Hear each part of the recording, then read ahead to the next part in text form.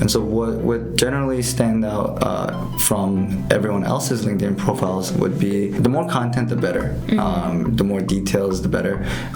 For example, let's say there's portions where you put your job and job details, your title, and etc. and a brief description. The profiles that always tend to stick out to me were the ones that briefly explained what it is that they did during that time. 그러면 이제 HR 담당자로서 채용 과정 중에서 진짜 좀 인상 깊었던 지원자가 혹시 있으실까요? Yeah, there was one applicant that really stood out, and not just because they were talking very well, but what this one person did, instead of sending a standard resume through the online platform, they sent over a package, like a little gift box or a makeup box, and this was for Kiss, so they're a cosmetics brand, so they kind of sent over their resume in a box that's packaged as if it's like a perfume set. So like you'll open up the box, there's her qualifications on one side of the box and then like her resume details in the middle of the box. That was the first time I've ever seen something like that. And it's so creative, and especially considering it was for the product teams. You want to have that kind of creativity. And so she really stood out. She actually ended up getting a job, not right away, but everyone always remembered her. They were like, is there a position open for her? What can we do in order to get someone like her, as creative as her, into the company? From what I remember, she joined after a few months when availability opened up. Going back to someone who left a strong impression, it was someone who thought outside of the box by sending a box. Of course, it won't be the case for software engineers, though. If they send something like that, they'll be like, okay. It might stand out, but it won't really show perfectly why you sent it. I wouldn't say if you're not in a creative department, you should be doing that. 그러면 이제 데이비드님께서 보시기에 좀 합격하는 지원자들의 공통점은 이런 게 있었었다 하는 게 있을까요? One of the most common traits you would see for a successful applicant is somebody who has obviously shown that they've done their research on the company. That's the biggest thing. And they exude that aura of confidence. And all it really takes is to also just be well-spoken and very good at relaying what you're good at. Aside from that, there are 10, 50, 100 of the same people with the exact same qualifications for a lot of positions, right? So with that said, you have to really consider what out of that pool of people can make you stand out. And that's the bottom line would be to be as professional as possible. And so that's why sometimes some people even go as far as to practice their own lines. So it's perfect in their eyes. There's no stuttering, there's no whatever. Like it may sound a little redundant, but people actually really consider that a lot, more so than you think. People say, they always prioritize like what people can bring to the table as the bottom line, but subconsciously, think about it from your perspective as a CEO. If you're interviewing for a position, would you rather have somebody that can speak professionally, relay their thoughts in a concise manner, versus someone who is slightly less so? You'd want the best fitting person out of the bunch, right? So you're in a sense, you're min-maxing on what you want to get out of this interview process. 그러면 이제 좀 최종 합격을 된 상황에서 그렇지만 우리가 오퍼 레터가 오고 또 이렇게 컴펜세이션 얘기하고 막 이런 부분 있잖아요. 거기에서 우리 좀 한국 지원자들이 얻을 수 있는 꿀팁 좀 더 얘기해 주실 수 있을까요? Well, when it comes to the final stages, there's always going to be wiggle room depending on your level of seniority. If you're an entry level, usually more often than not, it's what you get out of it, like what they say is kind of applies basically. It doesn't necessarily mean everything would be set in stone.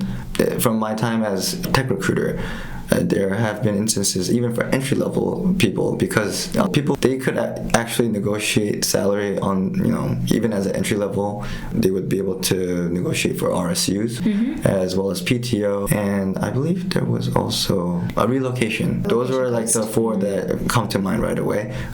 I would say, for example, in specific when it comes to salary, you can kind of think of it as along the same lines as salary with RSUs. interviews, usually HR teams will have a set budget for a role.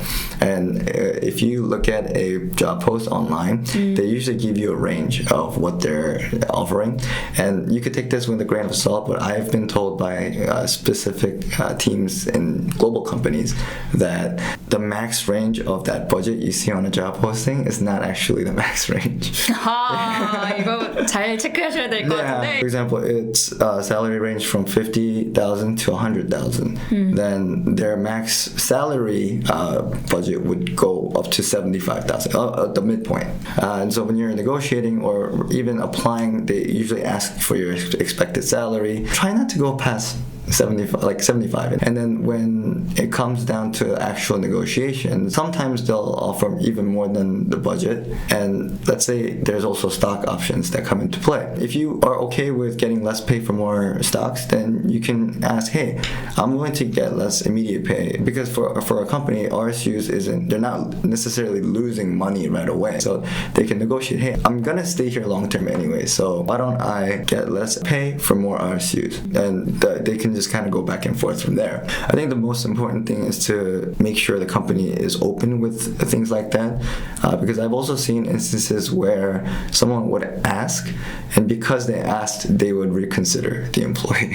근데 그건 어떻게 알 수 있죠? To be honest with you, you have to look at in the midst of your background research, or whether or not, let's say you go through an employee there, or maybe you know someone somebody that knows. 그래서 또 커피 챗을 미리미리 해놔야 되는 것 같기도 해요. Like I said, you have the networking in order to get the referral, which should be your first priority instead of cold outreaches. I mean, in the meanwhile, you could do both. And also going back to relocation costs, there are some people, like companies that require you to be on site, but you live in Texas and they want you in San Francisco. Cost of living, and you also have to do your own research on this too. In order for you to successfully negotiate, you got to look into the cost of living comparison from Texas to San Francisco. San Francisco is a lot more expensive, so you can also use that as a basis for more salary and more relocation bonus. Each company, of course, has their own budget for that as well, but the only way to figure out how much they're willing to go is by asking for that part, honestly. And if all of it sounds logical and the math is adding up, the companies will see that and say, okay, it's either one or the other. Nothing personal, but we can't.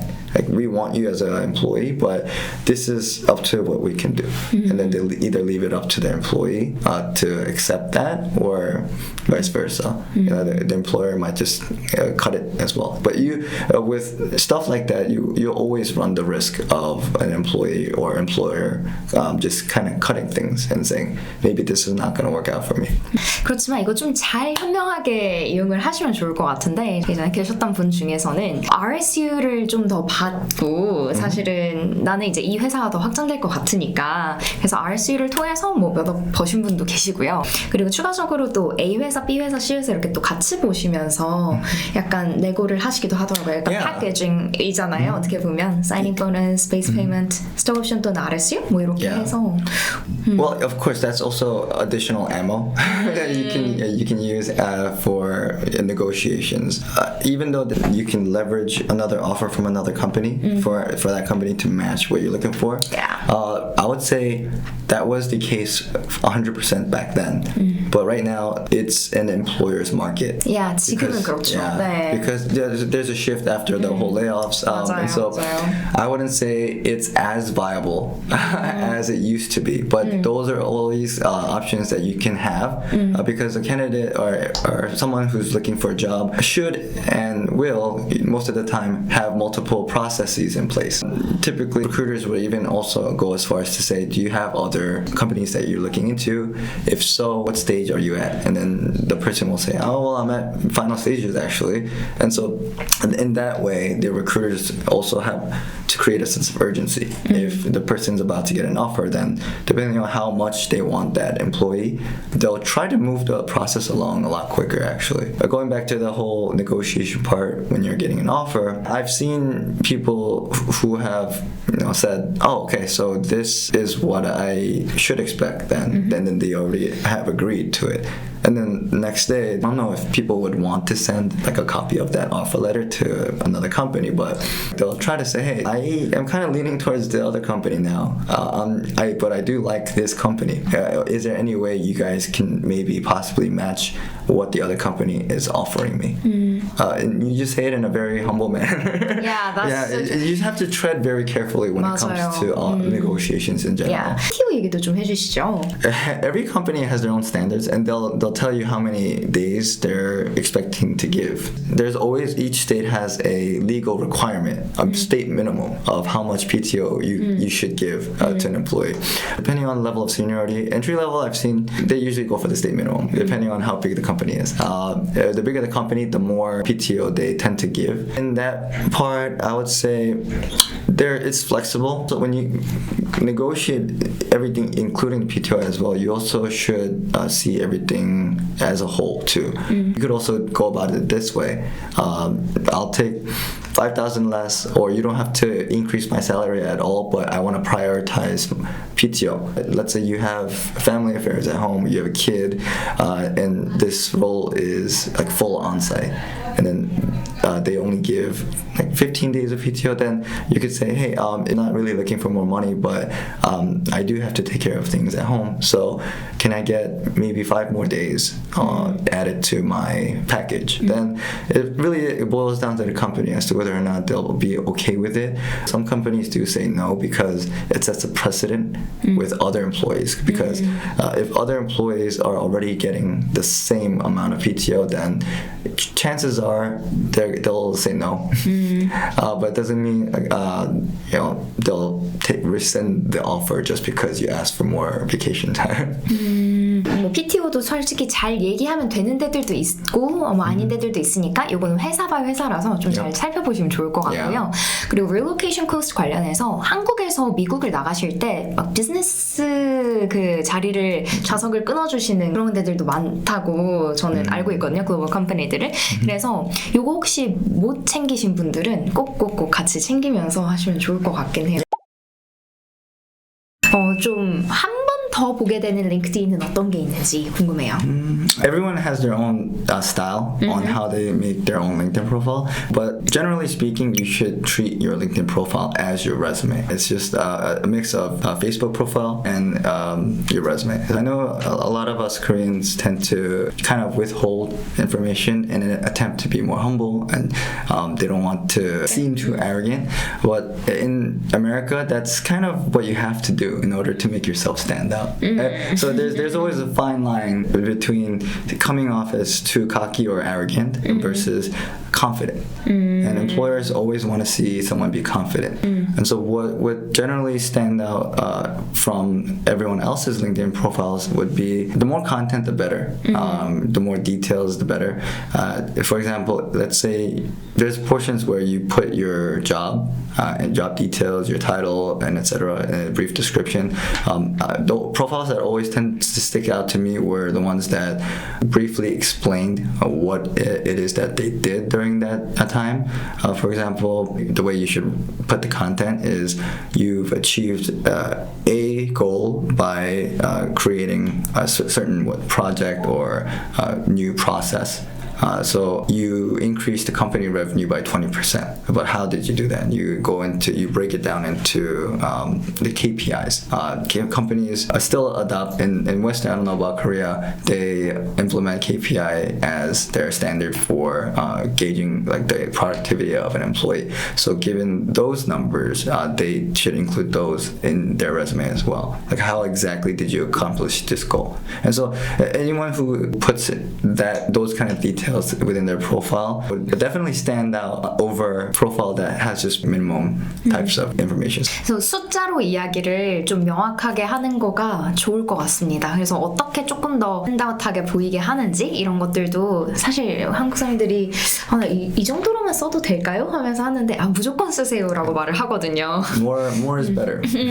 productivity든 뭐 내가 진짜 이거에 뭐 정말 좀 짧게 더 프로세스를 만들었든 뭔가 revenue revenue를 increase를 했든 뭔가 숫자로 표현할 수 있는 그 모든 것들을 다 끌어와서 안에 넣는 게 중요할 것 같습니다. HR로 계시면서 정말 많은 지원자들도 이제 메시지를 보내고 이메일을 보내고 하셨을 거잖아요. 근데 한국 사람들 솔직히 내가 민폐 아닌가? 그 사람의 시간을 뺏는 것 같기도 하고 이 정도 이력서로 나를 봐줄지 모르겠지만 좀 뭔가 이거 보내도 되나? 이런 약간 그런 마음이 막 드시는 분들이 많아요. 어떻게 생각하시는지 채용자의 관점에서.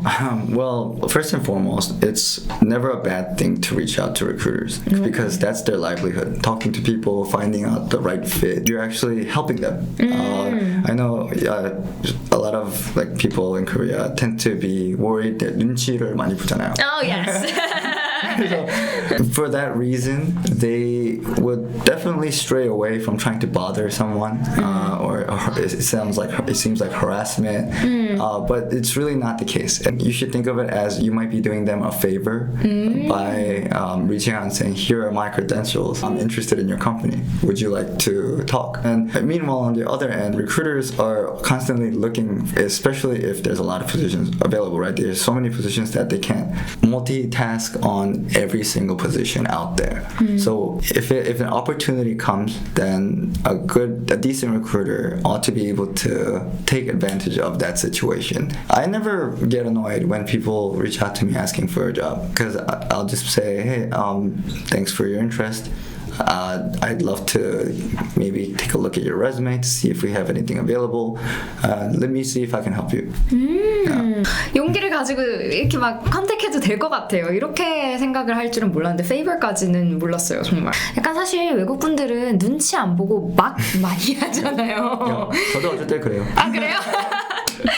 그러면 데이빗님이 HR 담당자로 계실 때는 일주일에 한 몇 명 정도씩을 좀 아웃리치를 하시고 그러셨나요?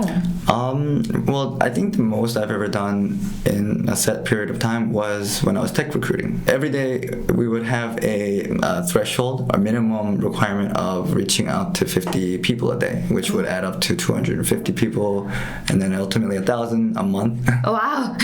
per person. So we had around 20 to 25 people on our team. And even despite us reaching out to 1,000 people a month, there were a lot of people, myself included, that wouldn't even get a single hire in 1 month. So 진짜 또 채용자의 입장에서는 또 채용이 어렵네요. yeah. Then around then it was an employees market. The advantage was for the employees. That's why we had to do 어떤 it. 시장인지가 또 중요한. 그쵸. 그러면 그럴 때는 또 이렇게 연락 주면 정말 되게 좋다라고 생각할 수 있으니까. 그때는 진짜로 좋았죠. 네, 그러니까 여러분 용기를 가지고 또 이렇게 연락하는 거 두려워하지 않아도 될 것 같아요. 그러면 조금 더 합격의 팁을 높이기 위해서 좀 얘기하고 싶은 부분 있으실까요? Well, this is something that a lot of people just overlook and might seem as something that you not ought to do, but rather something that isn't really that big of a deal. But I do say after every interview, you should send a follow-up email. For example, a thank you email after you interview with the hiring manager. Typically, the hiring managers will give you their contact information unless they offer it to you. But so in that instance, you can email the recruiter or the team that has been contacting you the whole time and just ask to relay this message to the hiring manager. That would give you a little bit more of a edge. Also show that you're even more so interested in the company. And maybe in the midst of you sending your thank you email, provide them like examples of why you're thankful. I really appreciated the fact that you talked to me about exactly what it is that with the specific example, any extra helpful information that you might have learned from the conversation itself. Just show that you were very attentive in the interview. And again, it goes back to you being a little more interested than your standard person. And it's also about being amicable as a person, right? Because people typically tend to just go over on to the next interview. But through that, you can show that you're truly invested in that specific company. 이것뿐만 아니라 다른 어떤 회사들도 사실 이런 시간을 쓴 거에 대한 감사함이나 뭐 정말 알게 된 사실이나 이런 거에 대한 감사함을 표현하면 나빠할 할 회사는 없을 것 같기도 하고 진짜. I mean, it can't hurt you to send a thank you email. 그리고 또 한 가지 더 궁금한 게 사실 결과를 기다리고 있는 사람 입장에서 지원자 입장에서는 일주일 지난도 연락 안 오지 하고 또 궁금할 때가 있단 말이에요. 그럴 때 좀 약간 메일을 보내는 거 괜찮은지. Of course. Yeah. Some people are kind of scared of reaching out to recruiters in the first place. Just the same way, recruiters, HR teams, they're not perfect. They might have just forgotten to either, it kind of sucks to say, but they might have forgotten to send you a rejection letter or they might have forgotten or they're still waiting, right? But in that case, if you follow up with the corresponding team, they'll either remember or reassure you that we're just waiting on final results, or they won't tell you the exact reason why sometimes, obviously, because they want to maintain a level of confidentiality with outside of the organization. You have to understand that. But at the same time, let's say they did happen to forget, then in their heads they'll be like, oh shoot, he actually, thank God they followed up. Now I could follow up with the other hiring manager and now we could get the ball rolling again. 그리고 저 링크드인에 대해서 하나만 더 좀 추가해서 얘기하면 좋을 것 같은데, 사실 바이오그래피 부분들을 놓치는 분들이 되게 많으시더라고요. 한국 분들은. 근데 그 부분을 조금 디테일하게 많이 쓰시는 편이잖아요. 다른 분들은. 그거 어떻게 좀 쓰면 좋을지 설명해 주실 수 있나요? Just the same way you would put it about like details in your resume, I would probably say you could even go as far as to be creative with it too. Some people on LinkedIn put their hobbies up. They talk about like I'm an avid snowboarder, and because of that, they link it to their professional experience or desires. For example, as a person who loves the outdoors, as a snowboarder, I came to realize that like working at national parks are my calling. But even people like that have LinkedIn profiles too, like people who aren't in corporate. Yeah, if you see that, it's actually a pretty cool thing. So some people actually use it as their social media. 그럼 마지막으로 이제 미국 취업이나 이렇게 좀 글로벌한 취업을 꿈꾸시는 한국 분들께 전하고 싶은 메시지 혹시 있으실까요? If it's one thing I do want to tell everybody, it's if there's an opportunity that comes your way, don't be scared and just go for it. Of course, you should probably maybe consider things first, whether or not it's good for you or not, right? But after that, don't be afraid to take that chance. There's a lot of famous quotes that go along the lines of failure is not something you should be scared of, because later down the line, it makes you who you are. Just the same way that we had this conversation today, I just saw the opportunity and I took it. And, you know, I'm not sure if I'm gonna come out well, but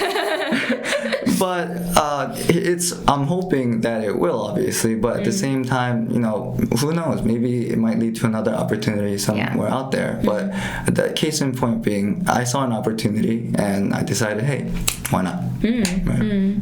맞아요. 근데 진짜 엘리베이터 피치 이런 것들 도대체 어떻게 하지 하고 너무 걱정 많이 하고 오시는 분들 많은데, 진짜 이렇게 정말 다양한 곳에서 많이도 만나실 수도 있는 거고, 저도 이렇게 많은 분들을 사귀어 놓는 것들이 또 여러 가지 기회를 주기도 하기 때문에, 제가 아는 다른 수강생분은 또 기차 타고 가는 길에 잡 뭐 이런 거에 관심이 있다 얘기를 하다가 나 그게 연구하는데 이러면서 와볼래 해서 또 진짜 저명한 분이랑 같이 일을 하게 된 그런 케이스도 있었고요.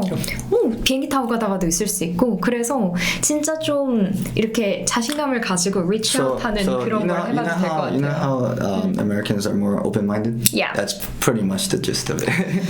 That's true. 근데 한국 분들 좀 약간 나 이거 해도 되나? 이 사람한테 민폐 아닌가? 이런 눈치가 좀 되게 많이 들긴 하거든요, 솔직히. That ends up hurting people. And to be honest, it is a thing. Sometimes you should have that 눈치, but at the same time, as long as you have sound logic and reasoning behind whether or not maybe it would be a good idea, then why not, right?